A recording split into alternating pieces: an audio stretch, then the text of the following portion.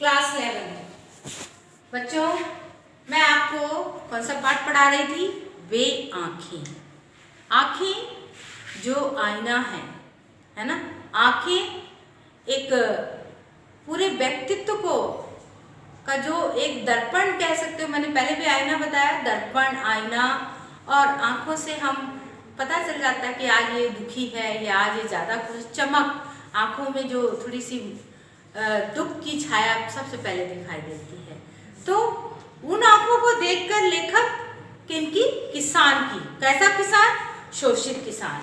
तो मैंने आपको पढ़ाया था, लेसन था आपका 2 मैंने पढ़ा दिए थे आपको बता दिया था मैंने। अंधकार की गुहा सरीखी, उस आँखों से डरता है मन, भरा दूर तक उनमें दारुण, देख दुख का नीरव रोदन। मैंने बताया था, दैन दुख का नीरव रोदन।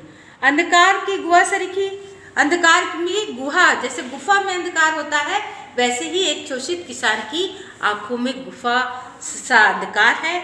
और उन आंखों को देखकर लेखक को डर लगता है, कवि को डर लगता है। और क्यों? क्योंकि उनमें दारुण दुख है, उनमें वेदना भरी हुई है, उनमें निराशा भरी हुई है। तो ऐसी आंखों को देखकर किसको डर लगता है?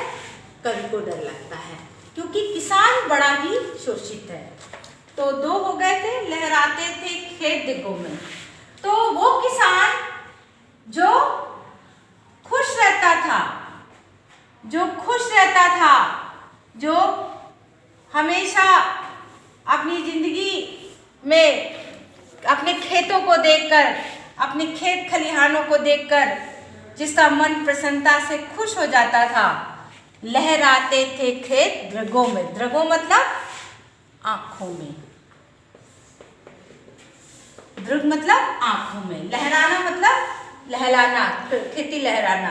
तो जिसकी आंखों में अपनी किसानी, अपने खेतों को देखकर, अपनी जमीन को देखकर कि मैं इस खेत का मालिक हूँ, मैं इस जमीन का मालिक हूँ, उस पर जब खेती लहराती थी तो वो किसान प्रसन्न हो जाता था, खुश हो जाता था और झूम जाता था, खुशी से मस्त हो जाता था, है ना। तो अभिमान भरा उन आंखों में, और अपनी भूमि को देखकर उसको अभिमान होता था, उसकी आंखों में गर्व था, चमक थी। कहते हैं जब अपने पास कुछ होता है जिसके हम स्वामी होते हैं तो हमारे में गर्व आता है। तो ऐसा किसान जिसके पहले क्या था? उसके खेत थे, उसके पास अपना घर था, अपने खेत थे, अपने बैल थे, और उसकी आंखों में हमेशा खुशी थी, चमक थी। वह बेदखल हुआ अब जिनसे। लेकिन अब क्या है? वही किसान जो खुश था, जो मस्त था, अब क्या है? बेदखल हो गया। उसकी जमीन जो सूदखोर है, जो साहूकार है, उन्होंने ले ली है और अब वो बहुत दुखी है। क्यों सूदखोरों ने ले ली है? क्योंकि कई बार होता है कोई समस्या आ जाती है तो किसान अपने खेतों को ऋण में उठा देता है, सूदखोरों को दे देता है, उसके एवज में थोड़ा सा वो उसको पैसे देते हैं। तो हंसती थी उसके जीवन की हरियाली जिनके तन तन में, और उसके जीवन की हरियाली जो पहले बहुत हंसी खुशी थी, अब वो क्या है? वो बेदखल हो गया है, अपने खेतों से बेदखल हो गया है। तो अब क्या है? अब उसके जीवन में क्या? तन तन में उसके जीवन की हरियाली खत्म हो गई। जो कण कण में, जो जगह जगह, जो हर जगह खुशी थी, अब वो खत्म हो रही है। बंद करो। हाँ, अब ये जो पढ़ा था उसमें क्या विशेषता है, वो विशेषता आप जान जाएंगे। तो किसी भी तरह का प्रश्न आता है तो उसका आंसर लिख देंगे। देखते हैं क्या है। पहला है सूदखोरों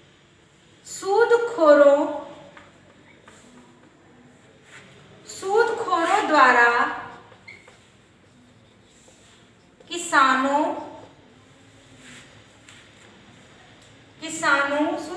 किसानों से उनके खेत छीन लेने का वर्णन मार्मिक मर्म को छूने वाला, हृदय को आहत करने वाला, हृदय को दुख देने वाला, उसको कहते हैं मार्मिक। छीन लेने का वर्णन मार्मिक है। बड़ा ही दिल को छूता है कि जो खुश रहता था, जो मस्त रहता था, अब वो खेती से बेदखल हो जाने के कारण बड़ा ही दुखी है। फिर ये हो गया आपका एक, ठीक है।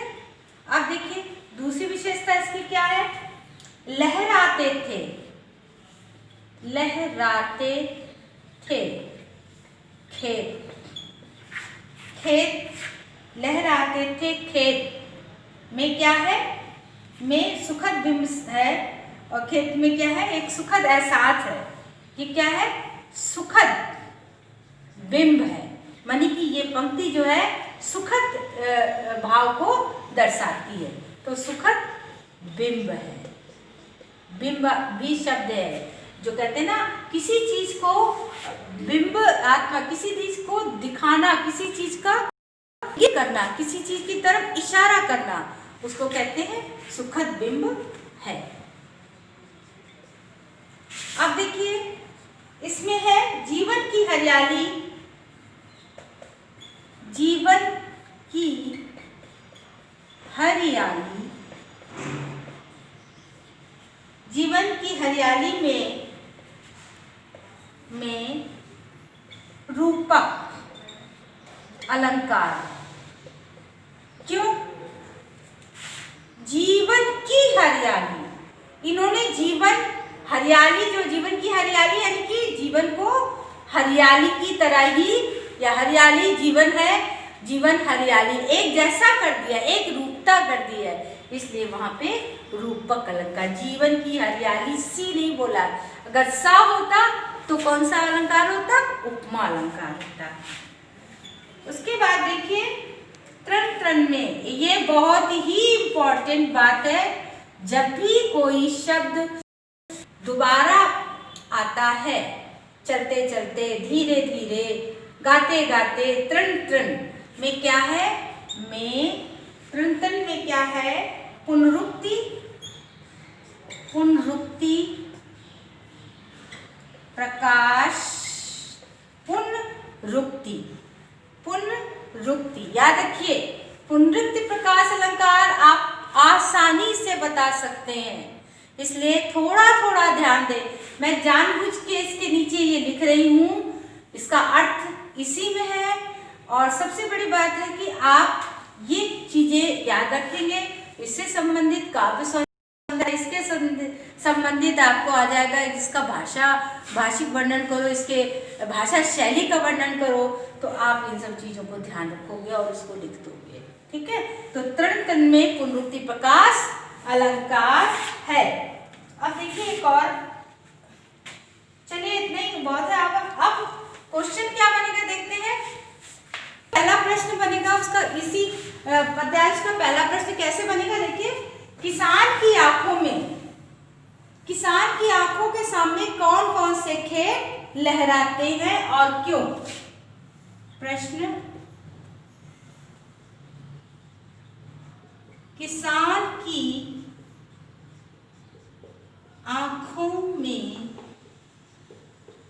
किसान की आंखों में, आंखों के सामने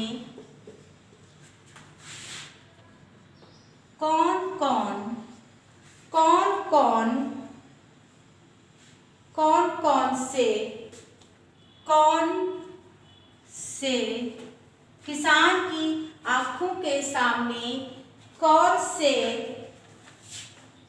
खेत लहराते हैं और क्यों, तो आप आंसर में क्या लिखेंगे, किसान की आंखों के सामने कौन से खेत लहराते हैं। किसान की आंखों के सामने जो वो खेत उसके आंखों के सामने लहराते हैं। कभी किसान अपने खेतों का मालिक था, तब वह अपने लहराते खेतों को देखकर प्रसन्न हो उठता था। किसान की आंखों के सामने कौन से खेत लहराते हैं? किसान वे खेत जिनका वो मालिक था और अब सूदखोरों ने उसके खेतों को ले लिया है या बेदखल कर दिया है उन खेतों से। वो खेत उसकी आंखों के सामने लहराते हैं। और क्यों? क्योंकि इसलिए कि उसकी आंखों में केवल अब उसकी यादें रह गई हैं। क्यों? क्योंकि उसके सूदखोरों ने उसके खेतों को ले लिया है या बेदखल कर दिया। उसको बेदखल मतलब किसी की कोई चीज का स्वामी होता है तो उसको खेत छीन लिए जाते हैं, उससे चीजें छीन, तो बेदखल करना, किसी चीज को उससे ले लेना, उसकी मालिकत तो खत्म कर देना। तो ये हो गया आपका उत्तर। तो ये देखिए हमेशा है कि किसान की आंखों के सामने कौन से खेत, पहले इसका उत्तर दोगे, उसके बाद और क्यों। तो ये आप इस तरह से आप क्वेश्चन का उत्तर दोगे।